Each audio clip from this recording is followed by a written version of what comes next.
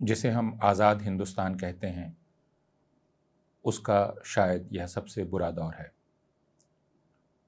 आज जब हम यह बातचीत कर रहे हैं, तब पूरी दुनिया हिंदुस्तान को बहुत हैरानी के साथ देख रही है, कुछ तरस खाते हुए, तकलीफ़ के साथ।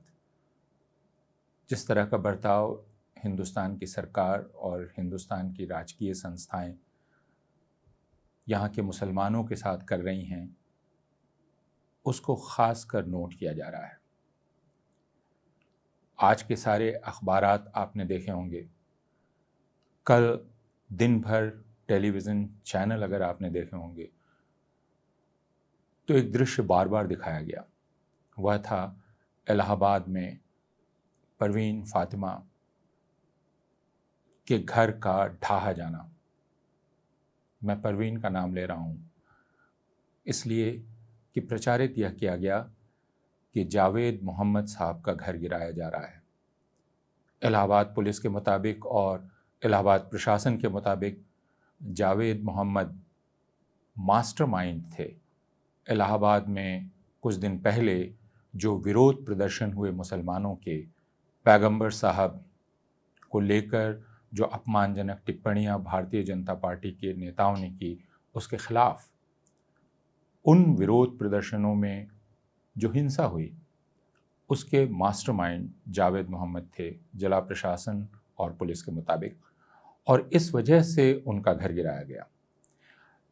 लेकिन यह बात जावेद साहब के वकीलों ने कही, इलाहाबाद के प्रतिष्ठित वकीलों ने बताई कि मकान उनके नाम पर नहीं था, मकान उनकी पत्नी का था, और वह भी उनकी पत्नी को पैतृक संपत्ति के रूप में वह मिला था। तो फिर अगर जावेद मोहम्मद साहब के नाम पर नोटिस जारी की गई, तो मकान उनकी पत्नी का कैसे गिरा दिया गया? कुछ लोग यह तर्क दे रहे हैं कि पत्नी के मकान में रहते तो वही थे और उनके अपराध के लिए उनकी पत्नी को भी सज़ा दी जा सकती है।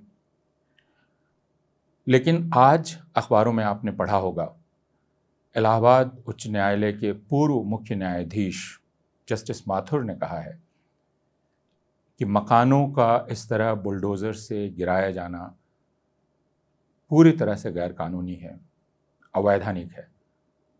उन्होंने कहा है कि मसला तकनीकी नहीं है, मसला कानून के उल्लंघन का है। आप किसी का मकान गिरा कैसे सकते हैं?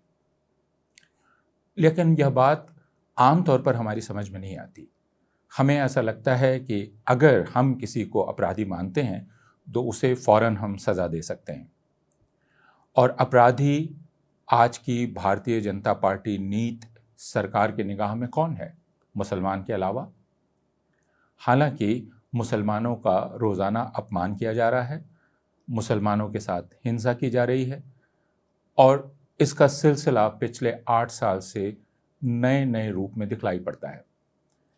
कभी पीट पीट कर उनकी हत्या किए जाने का तरीका हो, कभी गोमांस के रखने का मामला हो, या गायों की तस्करी का मामला हो, किसी भी तरह का आरोप हो, या आरोप लगाकर मुसलमानों को मारा जा सकता है, मुसलमानों को गिरफ्तार किया जा सकता है, उन्हें अपराधी घोषित किया जा सकता है। हिंसा के नए नए रूप दिखलाई पड़ रहे हैं, और उसके बाद अगर मुसलमान इसका विरोध करें तो उसे भी अपराध ठहराया जाता है। मुसलमानों के खिलाफ कानून बनाए जा रहे हैं, उनकी ज़िंदगी को नियंत्रित करने के कानून, भारत में उनकी हिस्सेदारी को कम करने वाले कानून, जैसे नागरिकता के कानून में जो संशोधन किया गया, उस संशोधन से मुसलमानों ने अपने आप को बाहर महसूस किया भारत की नागरिकता की परिभाषा से, और उसके साथ इस सरकार ने नागरिकता के राष्ट्रीय रजिस्टर की घोषणा की, जिसमें सांकेतिक रूप से यह बतलाया गया कि बाहरी लोगों को रजिस्टर से बाहर किया जाएगा। बाहरी लोग बांग्लादेशी, रोहिंग्या, आतंकवादी, दीमक, इन नामों से मुसलमानों को पुकारा जाता है। बोलने वाले भी जानते हैं, सुनने वाले भी जानते हैं, और इस वजह से जब नागरिकता के नए कानून के खिलाफ मुसलमान सड़क पर उतरे तो फिर उनके साथ हिंसा की गई।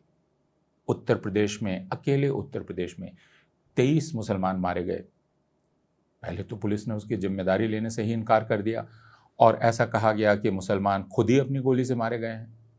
आज तक हमें यह नहीं पता चला है राजकीय स्तर पर कि इन हत्याओं का कारण क्या है।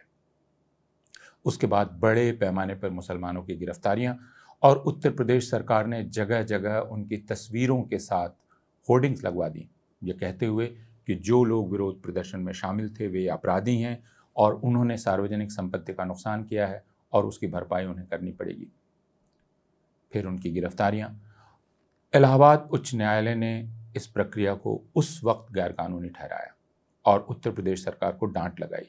उसके बाद भी यह जारी रहा और फिर आपको अगर याद हो, आप भूल न गए हों, तो 1 वर्ष पहले ही उत्तर प्रदेश चुनाव के ठीक पहले सर्वोच्च न्यायालय ने उत्तर प्रदेश सरकार को कड़ी फटकार लगाई और उसने कहा यह तरीका गलत है और आपने जिनसे भरपाई ली है यानी वसूली की है वह सब उनको वापस कीजिए। ऐसा कुछ लोगों को लगा कि शायद इस तंबीह के बाद यह सिलसिला रुक गया है, लेकिन अभी फिर जब मुसलमान सड़क पर उतरे क्योंकि उनके दिलों में गुस्सा था और यह गुस्सा सिर्फ इस बात का नहीं था कि पैगंबर मोहम्मद साहब को के प्रति अपमानजनक टिप्पणियां की हैं भारतीय जनता पार्टी के नेताओं ने, बल्कि पिछले 8 साल से एक जमा हुआ गुस्सा था। जो दुखी हैं, जिनको तकलीफ़ है, वे सड़क पर उतरे हैं, उनके साथ कैसे पेश आना चाहिए ये सरकारें जानती हैं। लेकिन जब एक सरकार ये तय कर चुकी हो कि वह मुसलमान को दुश्मन माने और बार बार उनसे बदला लेने की भाषा में बात करे तो उसका बर्ताव कुछ और ही होता है और यह उत्तर प्रदेश में देखा गया। प्रदर्शन में लोग बेकाबू होते हैं। बेकाबू लोगों को काबू में करने की ट्रेनिंग पुलिस की होती है। अगर उसकी जगह जो प्रदर्शन कर रहे हैं उनके साथ प्रशासन दुश्मनों का बर्ताव करे तो बात अलग हो जाती है और भारत में यह पिछले 8 वर्षों में देखा गया है। सरकार के खिलाफ, सरकार की नीतियों के खिलाफ जो सड़क पर उतरा उससे दुश्मनों का बर्ताव की तरह बर्ताव किया जाता है, खासकर मुसलमानों के साथ। इसके पहले आपको याद होगा कुछ महीना पहले रामनवमी के समय, दुर्गा पूजा के समय हिंदुओं की तरफ से जो जुलूस निकाले गए वे जुलूस ज़बरदस्ती उन इलाकों में घुसने की कोशिश करने लगे जो मुसलमान बहुल इलाके हैं। वहाँ से जुलूसों को ले जाया गया, मुसलमानों को गाली गलौज करते हुए गाने बजाए गए, नारे लगाए गए, तलवारें भांजी गई, मस्जिदों पर चढ़ने की कोशिश की गई और फिर जब मुसलमानों ने प्रतिरोध किया तो उनको सज़ा दी गई, उनकी गिरफ्तारियां की गई बड़े पैमाने पर और उनके घरों पर बुलडोज़र चलाया गया। मध्य प्रदेश में, गुजरात में और दूसरी जगहों पर बड़े पैमाने पर गिरफ्तारी मुसलमानों की हुई, उन हिंदुओं की नहीं जो ज़बरदस्ती गाली गलौज करते हुए तलवारों और घातक हथियारों के साथ इन मोहल्लों में घूम रहे थे। यही बात इधर दोहराई गई। जब मुसलमान सड़क पर उतरे तब उनके साथ फिर यही बर्ताव किया गया और इलाहाबाद में ही नहीं, सहारनपुर में भी मुसलमानों के घरों पर बुलडोज़र चलाए गए। बुलडोज़र अब प्रतीक बन गया है उस इंसाफ का जो फौरन किया जाता है। आईएएस ऑफिसर, आईपीएस ऑफिसर शान से घोषणा करते हैं कि अभियुक्त के घर को हमने ज़मींदोज कर दिया है। इनसे कोई पूछ सकता है कि इंसाफ करने की एक प्रक्रिया है, आप उस प्रक्रिया का उल्लंघन कैसे कर सकते हैं?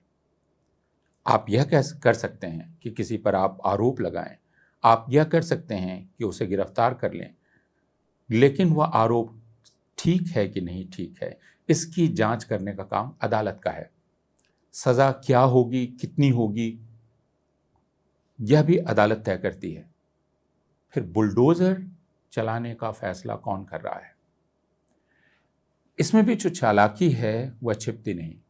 कहा यह जाता है कि नहीं, बुलडोज़र हम इस वजह से नहीं चला रहे हैं कि उन्होंने अपराध किया है, बल्कि कहा यह जाता है कि बुलडोज़र तो हम अवैध निर्माण के खिलाफ चला रहे हैं।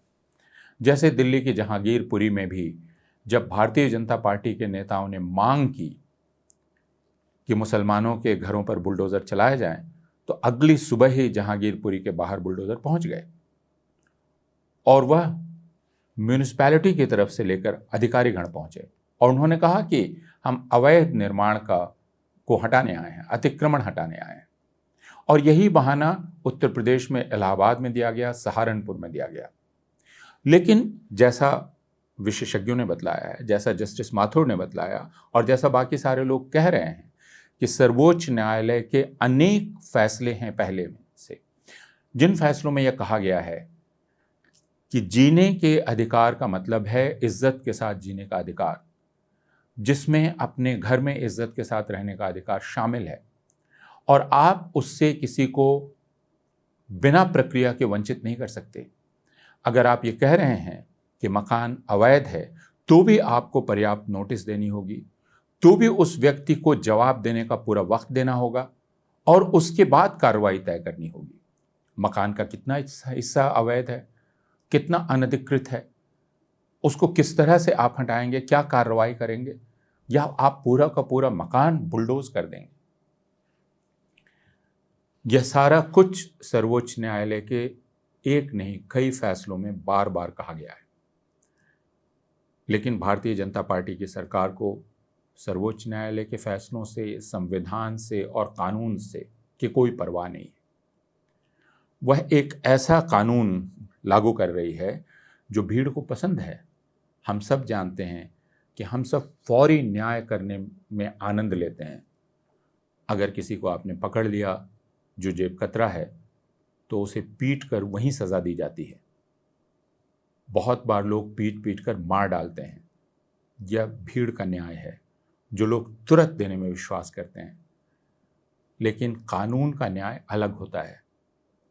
वह तुरंत फैसला करने और तुरंत इंसाफ करने से अलग इंसाफ की प्रक्रिया है। तो यह जो पूरा बुलडोज़र का इंसाफ चल रहा है, यह दरअसल भीड़ को संतुष्ट करने वाला और उसमें भी ऐसे हिंदू तैयार कर रहा है जिनको इस बात का आनंद दिया जा रहा है कि हम मुसलमानों को सबक सिखा रहे हैं। मैं आज ज़हीर जान मोहम्मद को पढ़ रहा था। ज़हीर जान मोहम्मद अमेरिका में रहते हैं, पढ़ाते हैं और उन्होंने एक लंबा वक्त 2002 के बाद गुजरात में गुजारा। ज़हीर ने कहा कि बुलडोज़र का यह इस्तेमाल नया नहीं है। उन्होंने याद दिलाया कि उन्होंने इस बारे में लिखा है कि अभी जो भारत के प्रधानमंत्री हैं, जब वे गुजरात के मुख्यमंत्री थे, तब से बुलडोज़र के द्वारा मुसलमानों को सबक सिखाने का काम चल रहा है। 2015 की उनकी रिपोर्ट भी मैंने देखी, जिस वक्त आनंदीबेन वहाँ की मुख्यमंत्री थी। उस वक्त वहाँ के मुसलमानों के बहुल इलाके जोहापुरा में मुसलमानों के तथाकथित अवैध निर्माण को ढाहने का काम चल रहा था और वहाँ के नागरिक ये पूछ रहे थे कि यह बर्ताव सिर्फ हमारे साथ क्यों किया जा रहा है? क्या अवैध निर्माण सिर्फ मुसलमान कर रहे हैं? अगर आप भारत में रहने वालों को देखेंगे तो अधिकतर आबादी यहाँ की, जिसे आप अवैध निर्माण कहते हैं, उसमें रहती है। फिर यह चुना हुआ व्यवहार मुसलमानों के साथ ही क्यों? यह करने वाला भी जानता है, देखने वाला भी जानता है, फिर भी करने वाला एक झूठ बोलता है। देखने वाला उस झूठ में यकीन करना चाहता है, यह जानते हुए यह सिर्फ मुसलमानों को सबक सिखाने के लिए किया जा रहा है। तो इलाहाबाद में जावेद मोहम्मद साहब, उनकी पत्नी, उनकी बेटी आफरीन जो कि अलीगढ़ मुस्लिम विश्वविद्यालय में छात्र नेत्री थी, जो जवाहरलाल नेहरू विश्वविद्यालय में छात्र राजनीति में सक्रिय हैं, जो एक छात्र संगठन की मुख्य नेत्री हैं, इन सब को इसकी सज़ा दी जा रही है कि यह मुखर मुसलमान हैं जो अपने अधिकारों को जानते हैं, उन अधिकारों का दावा पेश करते हैं और यह कहा जा रहा है कि यह हिमाकत तुम्हारी कैसे हुई कि तुम हिंदुस्तान पर अपना दावा पेश करो। यह सारे मुखर शिक्षित मुसलमानों को सबक सिखाने की एक कवायद है। लेकिन उसके साथ यह भी ध्यान रखें, जो ज़हीर की रिपोर्ट में ही मैंने पढ़ा, यह दरअसल मुसलमानों की कमर तोड़ देने की कोशिश है, उनकी दुकान तोड़ देना, उनका मकान तोड़ देना। आप जो ज़िंदगी भर की कमाई, ज़िंदगी भर की मेहनत से एक मकान खड़ा करते हैं, अगर उस पूरे मकान को ढहा दिया जाए तो आप फिर कब उसे बना पाएंगे? यानी पूरी तरह से तबाह कर देना, बर्बाद कर देना, यह मकसद है। यह काम जर्मनी में किया गया, यह काम इज़राइल कर रहा है लगातार फ़िलिस्तीनियों के साथ, और वहीं से सीखकर हिंदुस्तान के हुक्मरान जो भारतीय जनता पार्टी के हैं और जो राष्ट्रीय स्वयंसेवक संघ की राजनीतिक शाखा के सदस्य हैं, वे हिंदू राष्ट्र बनाने के लिए, मुसलमानों को दोयम दर्जे का नागरिक बनाने के लिए, उन्हें अपने रहमो करम पर, उन्हें अपने घुटनों पर ला देने के लिए यह सारा कुछ कर रहे हैं। सवाल यह है कि हम सारे लोग जो मुसलमान नहीं हैं, क्या इस चीज़ को देखते हुए खुद हयादार अपने आप को महसूस करते हैं? क्या हमें इसके बाद भी लगता है कि हम सब इंसान हैं और हमसे इंसानों की तरह बर्ताव किया जाना चाहिए? क्या इसके बाद भी हम ये उम्मीद करेंगे कि दुनिया भर में हमसे इज्जत के साथ लोग पेश आएं? दुनिया भर में कैसे भी लोग पेश आएं, हमें खुद से ये सवाल करना पड़ेगा, खुद अपनी आँखों में आँखें डालकर खुद से सवाल करना पड़ेगा कि हम इंसान रह गए हैं या नहीं रह गए हैं।